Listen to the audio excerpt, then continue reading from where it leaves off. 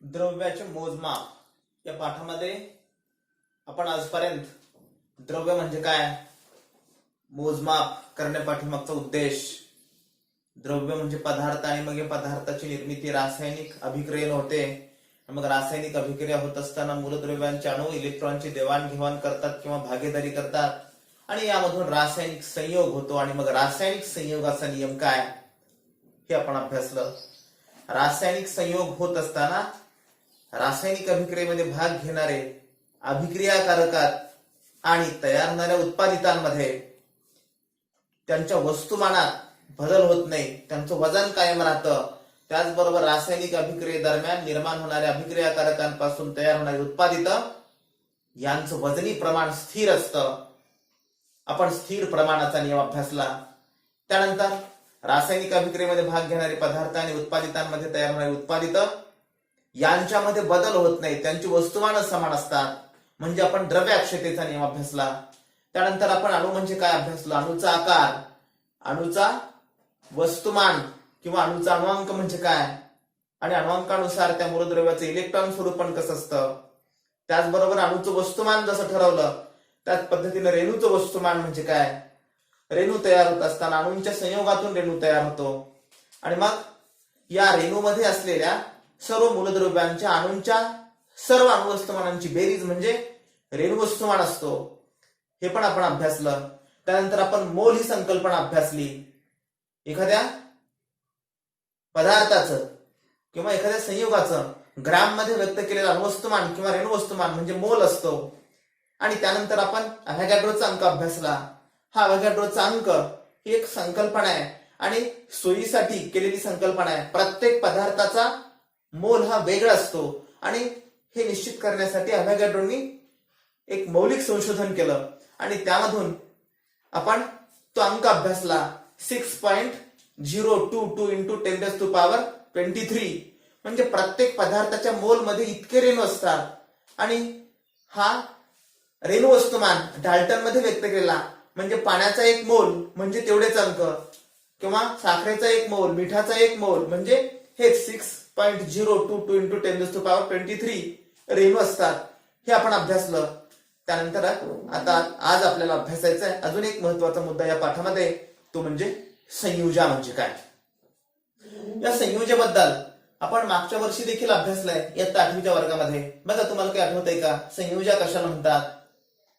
संयोजा म्हणजे आपण इयत्ता 8वी मध्ये अभ्यासलं संयोग क्षमतेचं मापन म्हणजे संयोजा.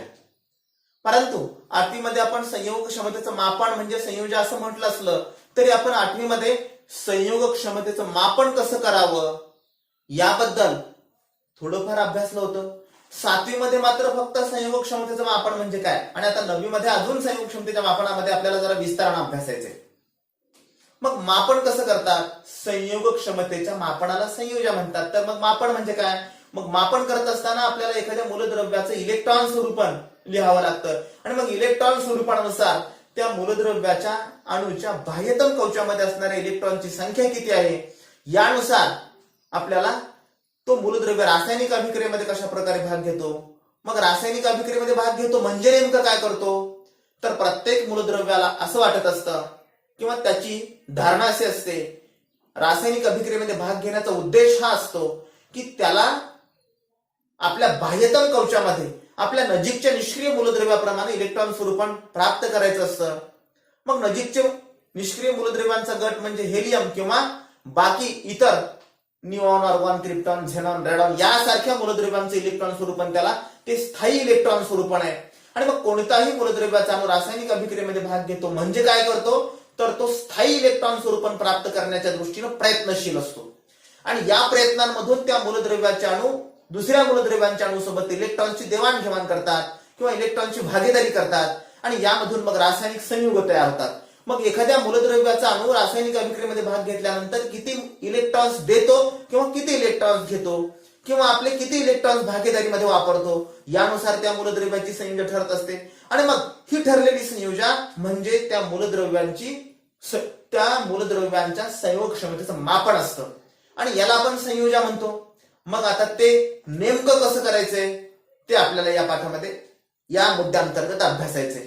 मग आजपर्यंत जरी अभ्यासला असला आपण संयोजा म्हणजे संयोग क्षमतेचं मापन, ते बरोबरच आहे, परंतु त्यापेक्षा आता थोडं पुढे जाऊन एखाद्या मूलद्रव्याच्या अणूने, कधी आपण इलेक्ट्रॉन स्वरूपाने अभ्यासलं, एखाद्या मूलद्रव्याच्या अणूनं आपल्या बाह्यतम कवचामध्ये इलेक्ट्रॉन स्वरूपाने लिहिल्यानंतर जे बाह्यतम कवच तयार होतं, ते बाह्यतम कवचामध्ये आपली अष्टक स्थिती पूर्ण होण्याच्या दृष्टीनं दिल्या किंवा घेतल्या गेलेल्या इलेक्ट्रॉनच्या संख्येला संयोजा म्हणतात. म्हणजे संयोजा म्हणजे काय असतं, दिली किंवा घेतली गेलेली इलेक्ट्रॉनची संख्या. आता प्रत्येक वेळी एखादा मूलद्रव्य इलेक्ट्रॉनची दिलेली आणि घेतलेली संख्या म्हणजे सुद्धा संयोजा जर असेल तर मग ही संख्या प्रत्येक वेळी सारखीच असेल असं नाही. म्हणजे कधी कधी समोरच्या मूलद्रव्याच्या अणूला किती इलेक्ट्रॉन हवे आहेत किंवा किती इलेक्ट्रॉन देणं गरजेचं आहे, त्यानुसार एखादा मूलद्रव्य आपली संयोजा समोरच्या मूलद्रव्याच्या अपेक्षित गरजेनुसार आपली संयोजा थोडीफार फ्लेक्झिबल सुद्धा करू शकतो. ही देखील बाब आपल्याला या ठिकाणी लक्षात येते. त्यानंतर आता नेमकं कसं असतंय आपण एका उदाहरणाने पाहू. संयोजा म्हणजे काय, मग अष्टक स्थिती प्राप्त होण्याच्या दृष्टीनं दिल्या किंवा घेतल्या गेलेल्या इलेक्ट्रॉनच्या संख्येला त्या मूलद्रव्याची संयोजा म्हणतात. तर मग उदाहरणार्थ आपल्याला माहिती असलेला तत्पूर्वी साधारणपणे 18 ते 19व्या शतकाच्या दरम्यान मूलद्रव्याची संयोजा ठरवत असताना आता जो आपण अभ्यासला रासायनिक संयोगाचा नियम, त्या रासायनिक संयोगाच्या नियमाचा आधार घेतला जायचा आणि मग रासायनिक संयोगाच्या नियमाच्या आधारे त्या मूलद्रव्यांची संयोजा ठरवली जायची. परंतु 20व्या शतकामध्ये मात्र मूलद्रव्यांचं इलेक्ट्रॉन स्वरूपात लिहिलं असता त्याच्या बाह्यतम कवचामध्ये असणाऱ्या इलेक्ट्रॉनच्या संख्येवरून त्याची संयोगाचं निर्धारण करता येतं, हे लक्षात आलं किंवा हे सगळं सिद्ध झालं. तुम्हाला काही प्रश्न विचारलेले आहेत. उदाहरणार्थ हा HCl म्हणजे हायड्रोक्लोरिक आम्ल. या हायड्रोक्लोरिक आम्लामध्ये हायड्रोजनची संयोजा किती आणि क्लोरीनची संयोजा किती. आपल्याला माहितीये हायड्रोजनची संयोजा किती आणि एखादा संयोग दिल्यानंतर आपल्याला संयोगावरून जर एखाद्या त्या संयोगामध्ये सहभागी असणाऱ्या मूलद्रव्यांच्या अणूंची संयोजाचं निर्धारण करायचं असेल तर आपल्याला त्याचा अणुअंक माहिती पाहिजे. माहिती आपल्याला अणुअंक हायड्रोजनचा 1 आहे, इलेक्ट्रॉन स्वरूपान सुद्धा त्याचं काय एकच. आणि क्लोरीनचा किती आहे, अणुअंक 17 आहे, म्हणजे इलेक्ट्रॉन स्वरूपान किती आहे 2, 8, 7 आहे. बाह्यतम कवचामध्ये किती इलेक्ट्रॉन आहेत क्लोरीनच्या 7 इलेक्ट्रॉन आहेत. मग क्लोरीनला काय अपेक्षित असतं, आपल्याला 1 इलेक्ट्रॉन हवाय. हायड्रोजनला सुद्धा काय करायचंय, द्विक पूर्ण करायचंय, म्हणजे हायड्रोजनला सुद्धा किती इलेक्ट्रॉन हवेत, एकच इलेक्ट्रॉन हवाय. परंतु या क्लोरीनला हायड्रोजन 1 इलेक्ट्रॉन दिल्यानंतर हायड्रोजनचं अस्तित्व संपून जाईल आणि मग कुणी आपला अस्तित्व संपून टाकण्याची इच्छा कोणाला होईल का, नाही. हायड्रोजन असा विचारच करू शकत नाही.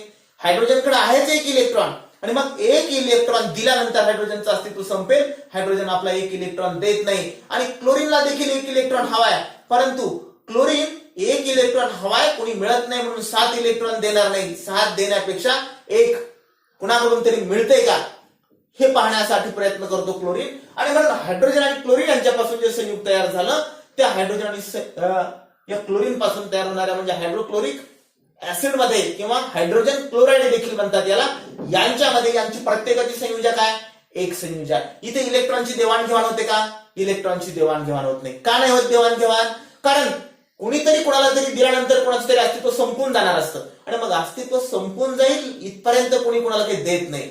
देत असताना आपलं अस्तित्व कायम घेऊन तिथं देवाणघेवाण होत असते.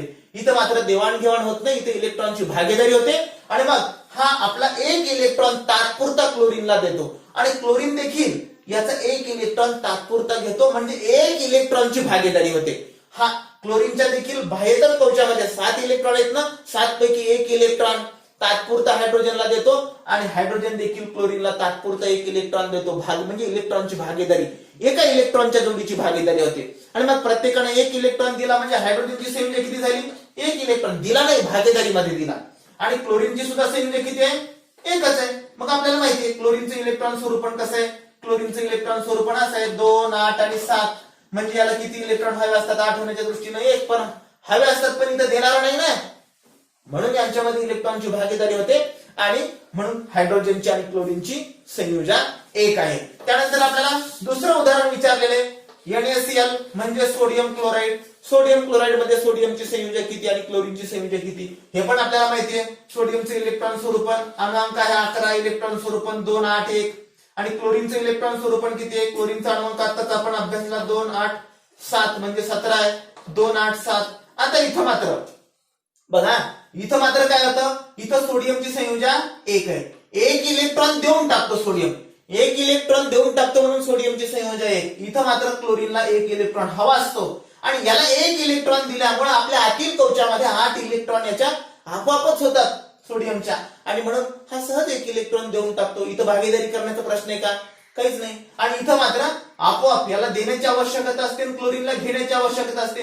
क्लोरीन 1 इलेक्ट्रॉन घेतो म्हणून क्लोरीनची संयोजा 1 आणि सोडियम 1 इलेक्ट्रॉन देतो म्हणून सोडियमची संयोजा 1. म्हणजे दोघांची सुद्धा संयोजा किती, सोडियम आणि क्लोरीन यांची संयोजा प्रत्येकी 1 संयोजा आहे. मग देखील क्लोरीनची संयोजा 1च होती हायड्रोक्लोरिक ऍसिड सोबत, परंतु तिथं मात्र इलेक्ट्रॉनची भागीदारी झाली होती आणि इथं मात्र इलेक्ट्रॉनची देवाणघेवाण झाली होती. आणि मग इलेक्ट्रॉनच्या भागीदारीमधून तयार होणारी जी संयुग असतात त्या संयुगाला सहसंयोजी संयुग म्हणतात.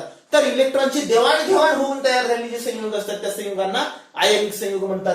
याचा अर्थ सोडियम क्लोराईड हे आयनिक संयुग आहे, तर हायड्रोजन क्लोराईड किंवा हायड्रोक्लोरिक ऍसिड हे सहसंयोज संयुग आहे. म्हणजे आपल्याला यामधून हे देखील लक्षात यायला हवं की सहसंयोज संयुगांची निर्मिती होत असताना इलेक्ट्रॉनची भागीदारी होते, म्हणजेच इलेक्ट्रॉनच्या भागीदारीमधून तयार झालेल्या संयुगांना सहसंयोज संयुग म्हणतात.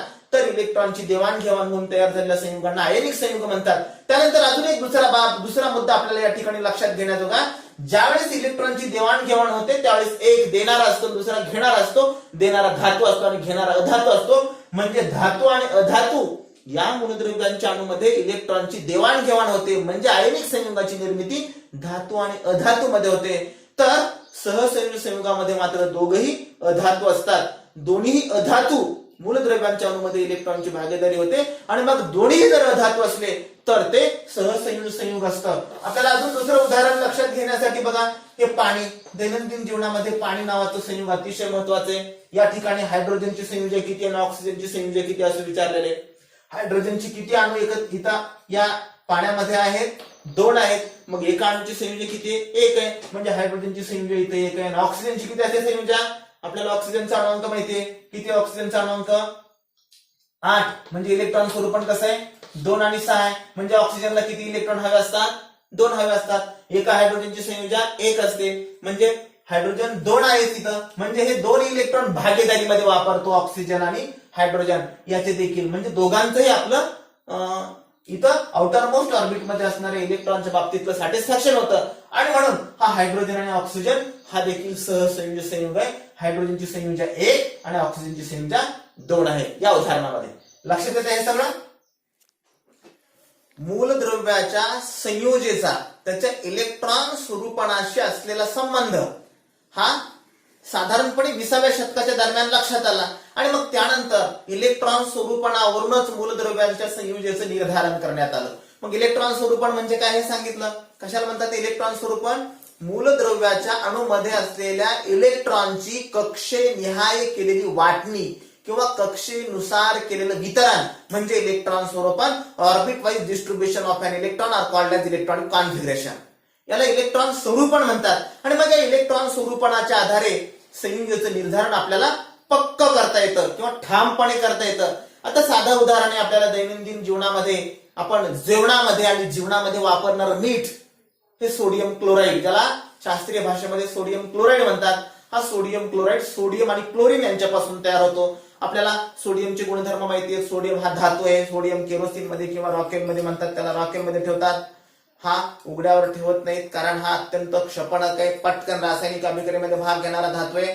जर वातावरणामध्ये ठेवला तर स्फोट होतो, हातावर सुद्धा आपण याला घेऊ शकत नाही. हा स्फोटक आहे किंवा अत्यंत स्पॉन्टेनियस रासायनिक अभिक्रियेमध्ये भाग घेणार आहे. तर क्लोरीन हा अधातू आहे. अधातू आहे म्हणजे वायू आहे. हा हिरव्या रंगाचा गॅस आहे.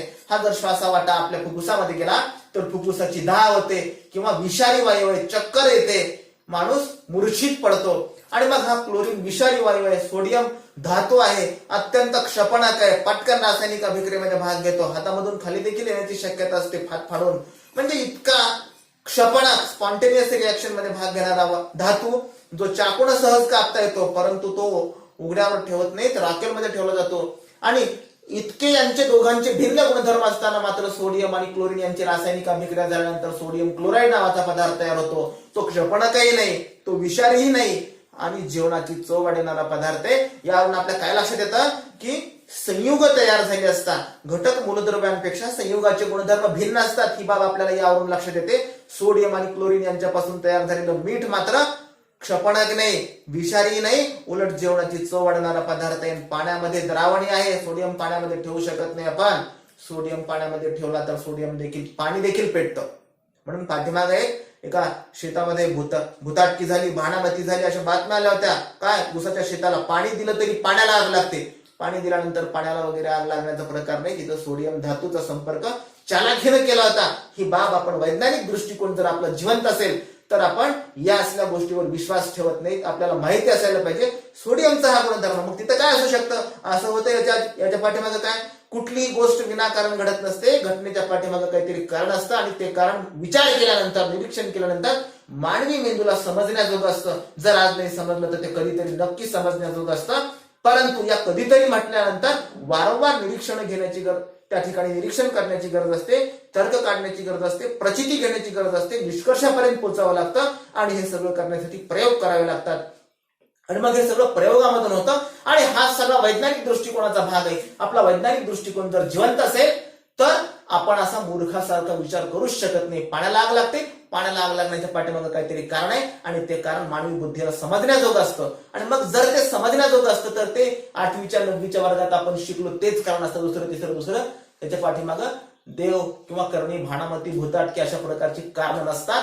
हे आपण ठामपणे विचार करून लक्षात घेणं गरजेचं आहे. आणि निर्धारण सांगितलं पाहिजे ठणकावून, दुसरं असूच शकत नाही. काही मेलेल्या माणसापासून जसं भूत होत नाही तसं पाण्याला आग लागण्याचं कारण मग हेच आहे, याच्यापेक्षा दुसरं काहीच असू शकत नाही. सोडियम आणि क्लोरीन यांच्यापासून कशा प्रकारे सोडियम क्लोराईड तयार झालं. सोडियमचं इलेक्ट्रॉन स्वरूप आपल्याला माहिती आहे, हा सोडियमचा अणू आहे. सोडियमचा अणू त्याच्यामध्ये 11 इलेक्ट्रॉन असतात. मग इलेक्ट्रॉनचं वितरण केलं, 2, 8, 1 असं इलेक्ट्रॉनचं वितरण झालं. अष्टक पूर्ण होण्याच्या दृष्टीने सोडियमला 1 इलेक्ट्रॉन द्यावा लागतो.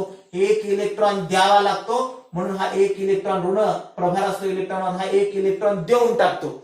आणि 1 इलेक्ट्रॉन दिल्यामुळे सोडियमचे आयन तयार होतात. इलेक्ट्रॉन दिल्यामुळे सोडियमचे आयन, कसले आयन तयार झाले, धन आयन तयार झाले. आणि या धन आयनांनाच कॅटायन देखील म्हणतात. हे कसले आयन आहेत, कॅटायन आहेत. मग किती इलेक्ट्रॉन दिले सोडियमनं, 1 इलेक्ट्रॉन दिला म्हणून 1 कॅटायन तयार झाले. आणि याला स्थायी इलेक्ट्रॉन स्वरूपान प्राप्त झालं. सोडियमचं अगोदर इलेक्ट्रॉन स्वरूपान असं होतं, कॅटायन तयार झाल्यानंतर 2 आणि 8 असं त्याला स्थायी इलेक्ट्रॉन स्वरूपान प्राप्त केलं सोडियमनं. आणि क्लोरीनचं कसं होतं, हा क्लोरीनचा अणू 17 आपल्याला माहिती, इलेक्ट्रॉन स्वरूपान 2, 8, 7 इलेक्ट्रॉनची वाटणी केली. बाह्यतम कवचामध्ये 7 इलेक्ट्रॉन आहेत. एका इलेक्ट्रॉनची आवश्यकता असते आपला अष्टक पूर्ण होण्यासाठी. मग हा काय करतो, 1 इलेक्ट्रॉन स्वीकारतो, घेतो म्हणजे भर पडते म्हणून इथं आपण अधिक, बेरीज झाली, धन म्हणून धन. आणि इलेक्ट्रॉनचा प्रभार ऋण आहे म्हणून आपण 1 इलेक्ट्रॉन यानं घेतल्यानंतर या क्लोराईडचे आयन तयार होतात. म्हणजे इलेक्ट्रॉनची देवाणघेवाण झाल्यानंतर आयनांची निर्मिती होते आणि हा क्लोराईड आयन तयार झाला. या क्लोराईड आयनांना एनायन म्हणतात. हा ज्यावेळेस ऋण आयन आहेत ना, ऋण आयनांना एनायन म्हणतात. आणि मग हे एनायन तयार झाले, याला देखील स्थायी इलेक्ट्रॉन स्वरूपान प्राप्त केले आणि देखील 2, 8 आणि 8 इलेक्ट्रॉन स्वरूपान झालं. म्हणजे दोघांचंही अष्टक पूर्ण झालं. सोडियमच्या बाह्यतम कवचामध्ये 8 इलेक्ट्रॉन झाले आणि क्लोरीनच्या देखील बाह्यतम कवचामध्ये 8 इलेक्ट्रॉन झाले. आणि म्हणून सोडियम आणि क्लोरीन यांच्यामध्ये रासायनिक अभिक्रिया झाली. आता इथं आपण लिहिलं, यांनी धन आयन तयार केले आणि याने मात्र कॅटायन आणि एनायन झाले आणि सोडियम क्लोराईड म्हणजे मीठ तयार झालं. याला आपण मीठ असं म्हणतो. हे रोजच्या जीवनामध्ये वापरतो ते मीठ या पद्धतीनं तयार होतं. यामधून आपल्याला संयुजा ही संकल्पना लक्षात आली असेल. आपल्याला अजून संयुजेचा विस्ताराने अभ्यास करायचा आहे किंवा तुम्ही काही मूलद्रव्यांच्या पहिल्या 20 मूलद्रव्यांच्या अणू, हायड्रोजन, हेलियम, लिथियम या सगळ्या कॅल्शियम पर्यंत 20 मूलद्रव्यांच्या अणुअंक लिहा, त्यांचे इलेक्ट्रॉन स्वरूपान लिहा आणि त्यांच्या संयुजेचं निर्धारण करा.